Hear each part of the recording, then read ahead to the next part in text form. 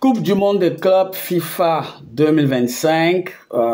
Aujourd'hui, on parle du Paris Saint-Germain. Voilà, le club de la capitale. Après avoir conquis l'Europe, Paris veut essayer de conquérir l'Amérique. Paris qui débarque aux États-Unis fraîchement auréolé de son titre de champion d'Europe au terme d'une finale franchement, voilà, historique. Victoire 5-0 face à l'Inter de Milan, avec une prestation XXL de tous les joueurs. On pense à Dembélé, Pacho, Vitinha, Hakimi, Désiré Doué, Kvaratskhelia. Toute l'équipe a été énorme. Alors, qu'est-ce qu'on peut dire sur cette équipe parisienne? Voilà, elle est championne d'Europe en titre. Elle arrive avec la coupe aux grandes oreilles sur le sol américain. Elle aussi championne de France. Elle termine première du championnat avec 84 points. Sur 34 matchs, c'est 26 victoires, 6 matchs nuls, 2 défaites. Ces défaites arrivent à un moment de nous, les Parisiens, joueurs comme staff, avec pour objectif de terminer invaincu. Mais dans voilà, la rotation entre deux matchs de demi-finale, de Champions et tout, bah, ils se sont inclinés. Mais c'est pas grave. Franchement, quand tu regardes la saison qu'ils réalisent, c'est 92 buts marqués, 35 buts encaissés. Meilleur joueur Ousmane Dembélé, meilleur buteur Ousmane Dembélé, meilleur jeune joueur Désiré Doué, vainqueur de la Coupe de France, vainqueur du Trophée des Champions, triplé national, quadruplé historique avec la Coupe aux grandes oreilles et bientôt, on espère pour les Parisiens, quintuplé avec la Coupe du monde des clubs qui commence dimanche. Que dire de plus sur cette équipe du PSG en Champions League? C'est vainqueur, meilleur joueur Ousmane Dembélé, meilleur joueur Désiré Doué qui est par ailleurs meilleur homme du match lors de la finale avec son doublé. On a une équipe parisienne qui arrive en terre américaine avec beaucoup de conviction, avec beaucoup de certitude, que ce soit dans le jeu, que ce soit dans tout ce qu'il y a autour de cette team-là. On a un entraîneur, Luis Enrique, qui est resté fidèle à ses principes, qui a su faire confiance à son équipe et qui a fait comprendre aussi à tout, au reste du monde que on peut gagner sans véritable star. Parce que quand tu regardes l'équipe du Paris Saint-Germain, en début de saison, Désiré Doué, Barcola, João Neves, Pacho, voilà, c'est pas des joueurs sur qui tu comptes en disant voilà, ce sont des top stars. Non. Aujourd'hui, la star au PSG, c'est l'équipe. Et d'ailleurs, Luis Enrique l'a dit lors d'une conférence de presse, j'ai 24 stars. Après, tu as les Titi, Mayulu, Wagué qui sont en train de grandir. Mayulu, d'ailleurs, qui marque le 5e but en finale de Champions League. J'imagine ce qui lui est passé par la tête. Ça devait être complètement voilà, un lock là en haut. Paris, aujourd'hui, c'est l'équipe à battre. On ne va pas se mentir. Aujourd'hui, le PSG a choqué le monde. Le PSG a marqué le monde. C'est carrément la meilleure équipe d'Europe. Mais là, il va falloir encore le prouver. Maintenant, dans quel état d'esprit est-ce que les joueurs et le staff abordent cette compétition? Est-ce qu'ils se disent, voilà, on est champion d'Europe, on a ce qu'on voulait, on va juste venir faire de la figuration et peu importe si on perd ou on gagne, il n'y a pas de souci. Ou est-ce qu'ils vont se dire, voilà, on va aller chercher et trouver la motivation nécessaire pour remettre le bleu de chauffe, pour aller au combat, aller au charbon, répéter les courses, répéter les matchs, répéter les efforts pour encore remporter cette compétition.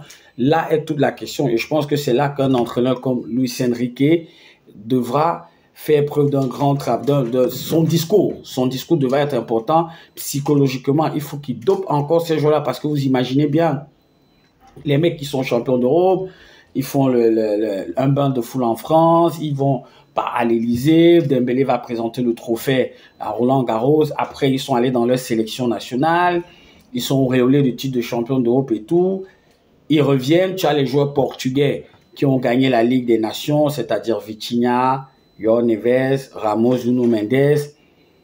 Comment est-ce qu'il faut aborder encore une nouvelle compétition après tout ce que tu as laissé comme énergie, que ce soit sur le plan physique, que ce soit ou sur le plan psychologique?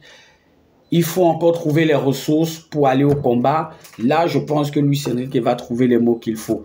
Maintenant, quand tu regardes dans la poule, tu as Atlético Madrid, tu as Botafogo, tu as Seattle Sounders. On peut se dire que Paris va sortir de la poule. À noter que Paris est dans la poule B de la compétition et qu'en cas de victoire, et que si Paris sort de la poule, Paris va affronter un des potentiels vainqueurs, un des potentiels premiers ou deuxième, qualifiés, on va dire ça comme ça, de la poule A. Donc, on a une équipe du PSG qui a de quoi aller au bout de cette compétition, qui devra se mettre la pression. Je pense que l'équipe devra se mettre la pression à elle-même en se disant, OK, on arrive avec le statut de champion d'Europe et il faut qu'on la gagne. Parce qu'il faut dire, dans l'ancien format, très souvent, on va dire ça comme ça, très souvent, ce sont les vainqueurs, les détenteurs de la Ligue des Champions qui remportaient la compétition. Très souvent. Donc, je ne vais pas dire que c'était une formalité pour ces équipes-là, non. Mais c'était plus, comment on va dire ça? C'était plus accessible pour eux parce qu'après, tu as le champion de la Ligue, le vainqueur de la Ligue des champions africains, de la Ligue des champions asiatiques et de la zone Océanie. C'est véritablement pas pareil. C'est pas. Surtout que, en face, Paris sera l'équipe à battre. Donc, quoi qu'on dise, les Parisiens se savent attendus. Maintenant, au niveau de l'effectif, au niveau de la gestion de l'effectif, je me dis qu'avec la fatigue accumulée, le jet lag, excepté peut-être le match contre Atlético de Madrid, on peut se dire que sur les deux autres matchs, Luis Enrique, s'il y a victoire déjà face à l'Atlético, il voudra un peu faire tourner. Après, il faut noter que le joueur phare, c'est vrai que j'ai dit qu'il n'y a pas de star, mais voilà, le buteur, celui qu'on met le plus en avant dans cette équipe, c'est Ousmane Dembélé. Il est blessé, il s'est blessé lors du match de Ligue des Nations face à l'Espagne en demi-finale. Donc, il y a très peu de chances qu'il puisse jouer un des 3 matchs de la phase aller et que pour lui, la compétition ne commence véritablement qu'à partir des 8e de finale. Et quand tu regardes les équipes de la poule A, tu peux te dire que les quarts de finale sont accessibles.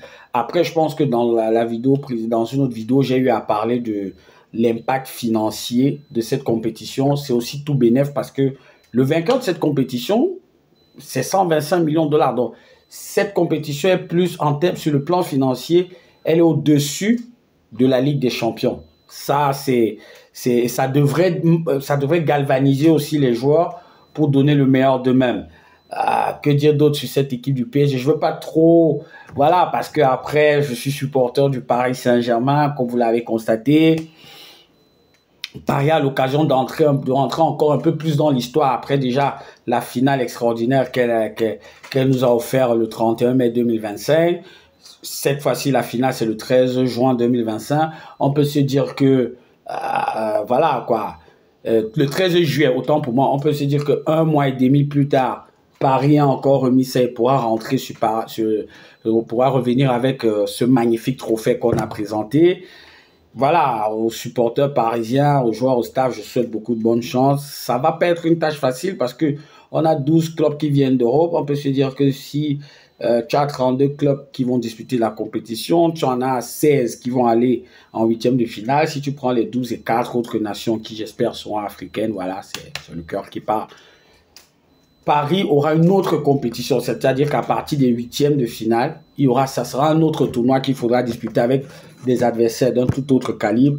Et puis voilà, je pense qu'on a les armes. Je pense que d'ici au 8e de finale, les joueurs se seront bien reposés, les joueurs auront déjà digéré le décalage avec les matchs qu'ils ont dans les jambes, les matchs qu'ils auront déjà joués et que ça sera pour eux l'occasion d'écrire leur nom en lettres d'or dans l'histoire du football.